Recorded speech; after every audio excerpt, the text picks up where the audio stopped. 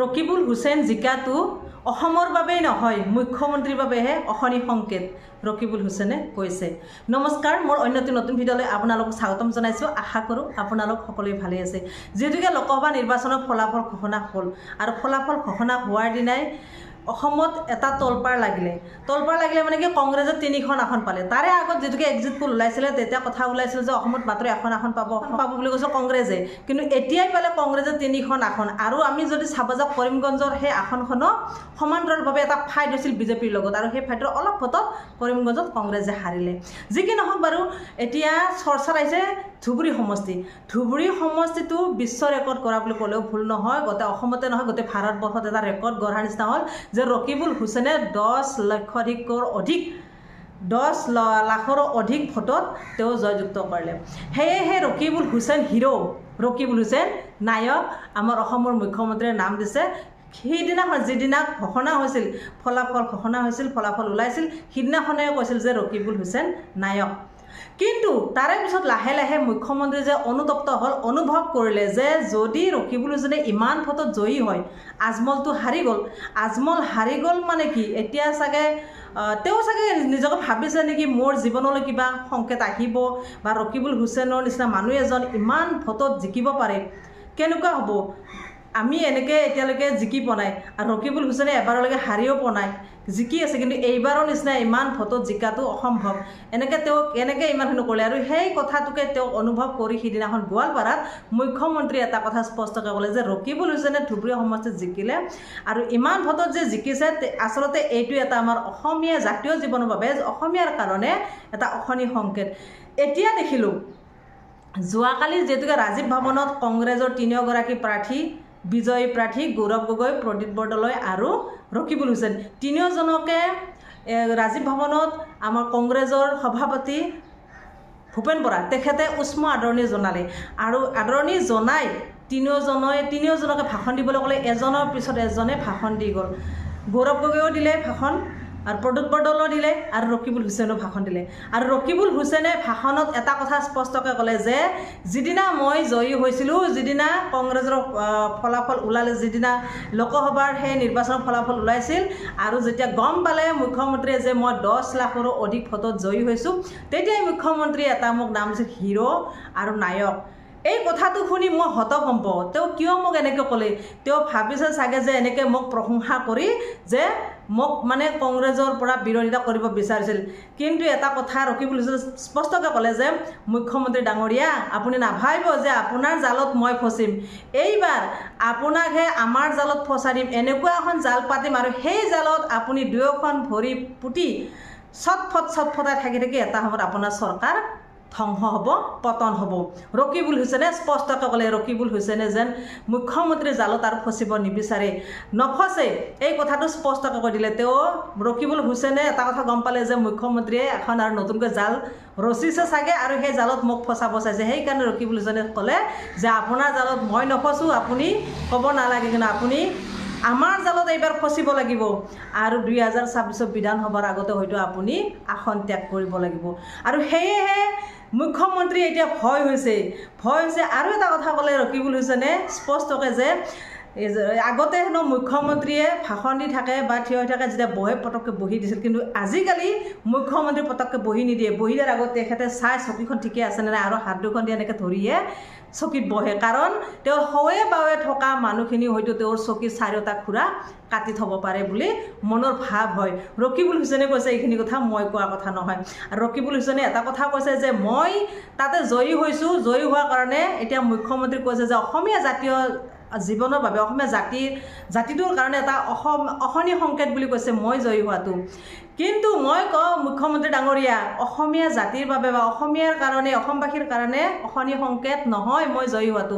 আচলতে মই জয়ী হোৱাৰ বাবে, মই জিকাটো আপোনাৰ বাবেহে মুখ্যমন্ত্ৰী ডাঙৰীয়া, আপোনাৰ বাবেহে অশনি সংকেত। কাৰণ আপুনি কোন মুহূৰ্তত আসন ত্যাগ কৰিব লাগিব কোনো ঠিকনা নাই, বা বিধানসভাত হয়তো আপুনি সেই ত্যাগ কৰিব লাগিব, সেই মুখ্যমন্ত্ৰী পদটো ত্যাগ কৰিব লাগিব। গতিকে আপোনাৰ কাৰণে অশনি সংকেত আহিছে, আপুনি ঠিক ভালদৰে বুজি পাইছে, কিন্তু এই কথাখিনি আপুনি অসমবাসীক কথাখিনিক ধৰি ক'লে গতিকে আপুনি চিন্তা কৰক মুখ্যমন্ত্ৰী ডাঙৰীয়া এতিয়া উত্তৰ দিয়ক আপুনি যে কৈছিল যে যোৰহাটত গৌৰৱ গগৈ জিকিব নোৱাৰে কিন্তু গৌৰৱ গগৈ কিয় জিকিলে আপুনি উত্তৰ দিয়ক এতিয়া আমি দেখিছোঁ ৰকিবুল হুছেইনে যিহেতুকে ধুবুৰী সমষ্টিত জিকিছে ধুবুৰী সমষ্টিত আজমলৰ ইমান ডাঙৰ দুৰ্গ সেই দুৰ্গত হিন্দি দিলে ৰকিবুল হুছেইনে সেই দুৰ্গক খহাই চূৰ্ণ বিচূৰ্ণ কৰি দিলে ৰকিবুল হুছেইনে সেয়েহে এতিয়া ভাবিছে চাগে মুখ্যমন্ত্ৰী যে আজমলৰ এই দুৰ্গটো যেতিয়া নাইকিয়া কৰি দিলে অকল ধুবুৰীতে নহয় নগাঁৱতো প্ৰদ্যুৎ বৰদলৈ ধ্বংস কৰি দিলে গতিকে অসমৰ পৰাই যেতিয়া আজমলক বিদায় দিলে অসমৰ পৰা যেতিয়া AIDFটো দলটো নাইকিয়া কৰি দিলে হয়তো বিজেপি দল নোহোৱা হয়তো হয়তো বেছি টাইম নালাগে গতিকে আমি সাৱধান হ'ব হ'ল এই কথাখিনি মুখ্যমন্ত্ৰী হয়তো সম্ভৱতঃ ভাবিছে সেয়েহে কৈছে যে অসমীয়াৰ বাবে এটা অশনি সংকেত বুলি কৈছে কিন্তু অসমীয়াৰ বাবে অশনি সংকেত নহয় সকলোৱে কংগ্ৰেছক আদৰি ল'ব বিচাৰিছে কাৰণ পৰিত্ৰাণ বিচাৰিছে বিজেপি চৰকাৰখনৰ পৰা বিজেপি চৰকাৰৰ পৰা পৰিত্ৰাণ বিচাৰিছে কাৰণ বিজেপি চৰকাৰখনে হয়তো বহু বস্তুৰ দাম মূল্য বৃদ্ধি বঢ়াই দিছে বিজেপি চৰকাৰখন অহাৰ লগে লগে বহুতে কয় যে 500 টকা ইনকাম কৰিলে 300 টকা বজাৰত যায় 200 টকা ঔষধত যায় হাতত এটকাও নৰয়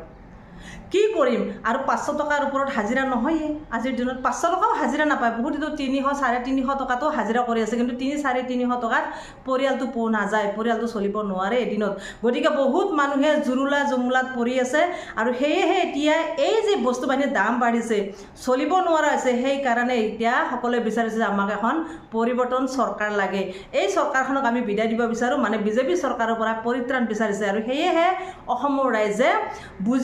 বুজি উঠি এতিয়া বিজেপিৰ পৰা পৰিত্ৰাণ বিচাৰি কংগ্ৰেছক ভোট দিছে আৰু মুখ্যমন্ত্ৰীয়ে কয় যে মুছলমানখিনি সংখ্যালঘু মানুহখিনি কংগ্ৰেছক ভোট দিয়ে সংখ্যালঘু মানুহ বুলি কথা নাই এতিয়া চাওক বিজেপি তাতে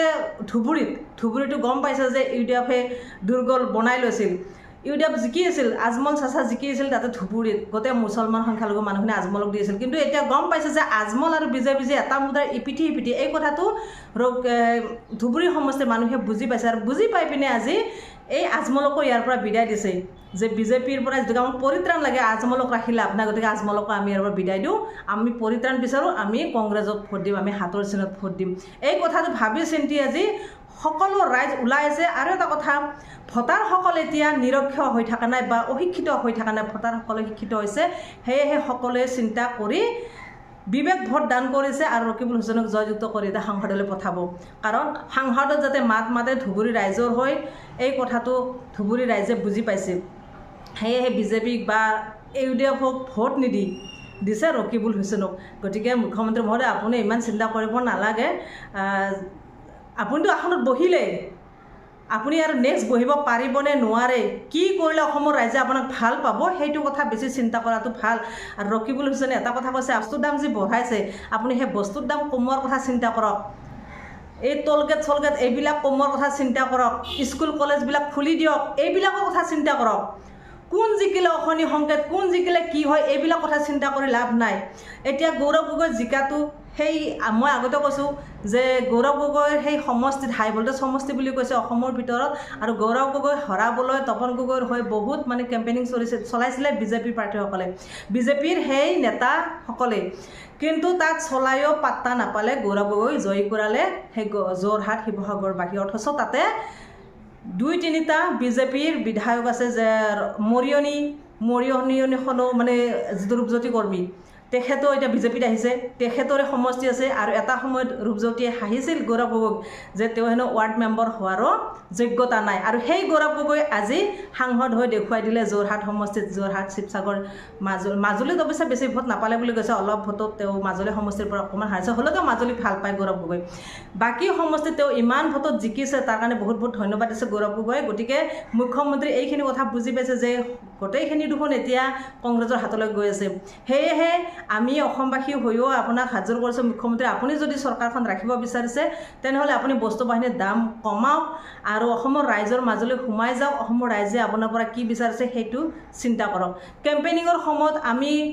শুনো আপোনালোকৰ খালি উন্নয়নৰ কথা কৈ যায়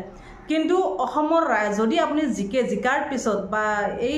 সমষ্টিটোৰ হকে আপুনি কি কাম কৰিব ভৱিষ্যতে সেইটো কথা নকয় বা নৱপ্ৰজন্মক কি কৰিব সেই কথাখিনি নকয় খালি আগতে কি উন্নয়ন কৰিলে কিমানখন ফ্লাইঅভাৰ কৰিলে কিমানখন মেডিকেল কৰিলে এইবিলাক কথাহে বেছিকৈ কৈ গৈ থাকে হয়তো সেইটো কাৰণে চাগে ৰাইজে